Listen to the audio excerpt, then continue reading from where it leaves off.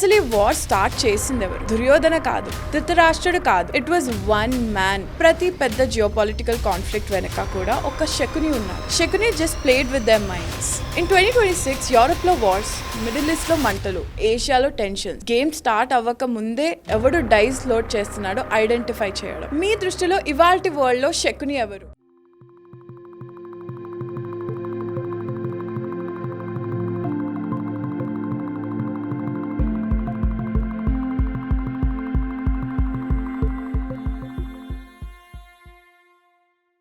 మహాభారతంలో కురుక్షేత్ర యుద్ధంలో లక్షల మంది ప్రాణాలు పోయాయి. ఎంటైర్ రెజీమ్ డిస్ట్రాయ్ అయింది. ఒక జనరేషన్లో ఉన్న గ్రేటెస్ట్ వారియర్స్ అందరూ చనిపోయారు.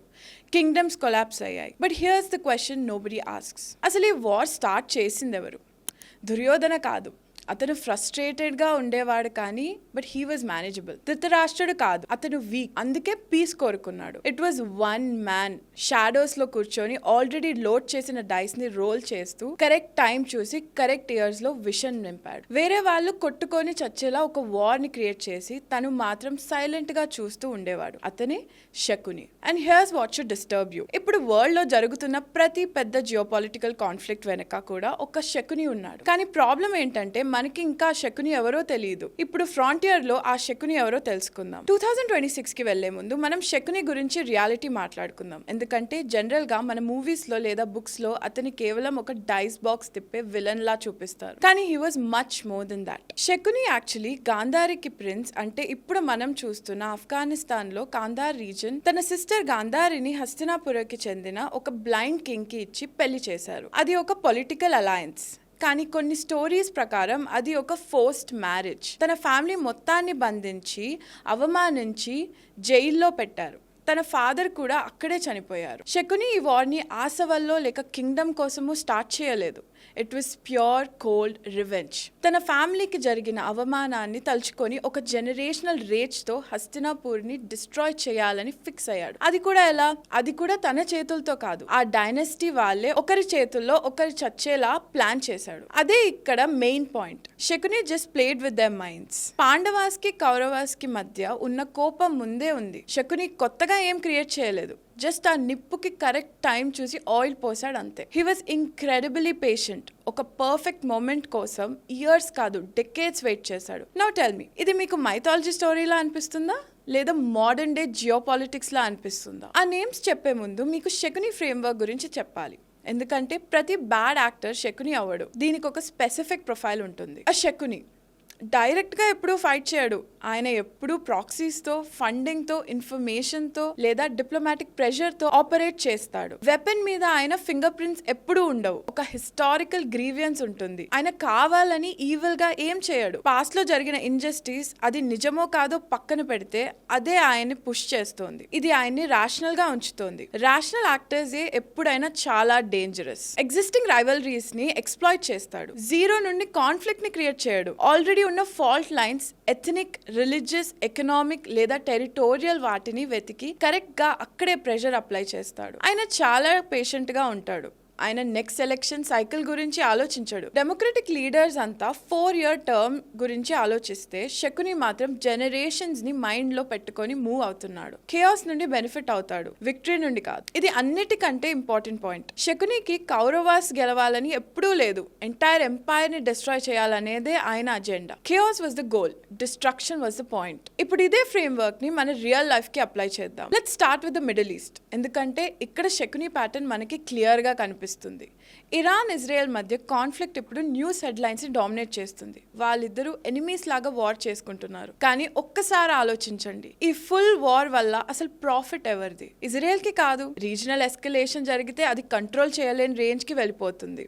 ఇరాన్ కి కూడా కాదు, రెజిమ్ సర్వైవల్ కి పెద్ద రిస్క్ అది. అరబ్ స్టేట్స్ కి అస్సలు లేదు. ఈ మధ్య అబ్రహం అకార్డ్స్ తోని ఇజ్రాయెల్ తోని నార్మలైజ్ అవుతున్నారు. ఇండియాకి కూడా కాదు, ఆయిల్ సప్లై మరియు ట్రేడ్ రూట్స్ డిస్టర్బ్ అవుతాయి. చైనాకి కూడా కాదు, రీజన్ లో ఉన్న వాళ్ళు belt and road investments unstable అవుతాయి. మరి ఎవరికి బెనిఫిట్? ఎవరైతే రెండు వైపులా వెపన్స్ అమ్ముతారో వాళ్ళకి, ఎవరైతే ఆయిల్ ప్రైసెస్ బాగా పెరగాలి అని కోరుకుంటారో వాళ్ళకి, అండ్ మెయిన్ గా అమెరికా అటెన్షన్ అండ్ రిసోర్సెస్ మొత్తం ఈ మిడిల్ ఈస్ట్ లోనే ఉండిపోవాలి, వేరే ఎక్కడికి వెళ్ళకూడదు అనుకునే వాళ్ళకి ఇది advantage. Now let's apply the Shakuni framework. Current middle east order తో ఎవరికి గ్రీవియన్స్ ఉంది? ఎవరు ఇప్పుడు డైరెక్ట్ గా వార్ చేయకుండా వెనక నుండి ప్రాక్సీస్ కి ఫండ్స్, ఆర్మ్స్ అండ్ అడ్వైస్ ఇస్తున్నారు? ఎవరు చాలా పేషెంట్ గా డికేట్స్ నుండి ఇదే స్ట్రాటజీని క్యారీ ఫార్వర్డ్ చేస్తున్నారు? Who benefits?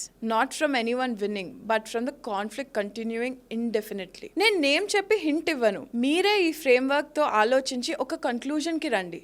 ఎందుకంటే ఫ్రాంటియర్ అంటే నేను చెప్పేది విను అని కాదు, నువ్వెలా ఆలోచించాలో అని నేర్పించేది. ఒక చిన్న హింట్ మాత్రం ఇస్తాను. ఏ కాన్ఫ్లిక్ట్ లో అయినా ఈ 3 థింగ్స్ ఫాలో కావాలి. Follow the weapons, follow the money and follow who is still standing when everyone else has fallen. Now let's talk about India specifically. ఎందుకంటే India has its own Shakuni problem.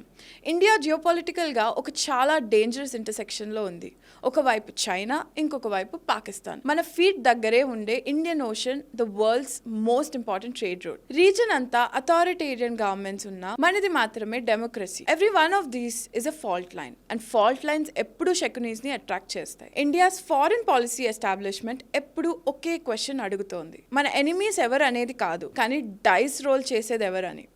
India and Pakistan మధ్య 4 wars అయ్యాయి. But let's ask the real questions. ఆ wars లో పాకిస్తాన్ కి arms ఎవరు ఇచ్చారు? ఎవరు వాళ్ళ ఇంటెలిజెన్స్ సర్వీసెస్ ని ట్రైన్ చేశారు? వాళ్ళ న్యూక్లియర్ ప్రోగ్రామ్ బిల్డ్ అవుతున్నా తెలియనట్టు కళ్ళు మూసుకునింది ఎవరు? చైనా అండ్ ఇండియా బార్డర్ లో క్లాష్ అవుతుంది, ఓకే, బట్ ఆ క్లాషెస్ గురించి మీడియా నారేటివ్స్ ని ఫండ్ చేస్తుంది ఎవరు? మన నేబర్స్ గవర్నమెంట్స్ లో ఇన్వెస్ట్ చేసి వాళ్ళ ఆర్బిట్ ని ఇండియా నుంచి దూరంగా షిఫ్ట్ చేస్తుంది ఎవరు? ఇండియా స్ట్రాటజిక్ ఛాలెంజ్ మనకు కనిపించే ప్లేయర్స్ కాదు, it is the Shakuni we can't see. Mahabharat end లో ఎవ్వరూ గెలవరు, ఎవ్రీవన్ లూజెస్. పాండవాస్ వార్స్ గెలిచినా they inherited a kingdom of ash.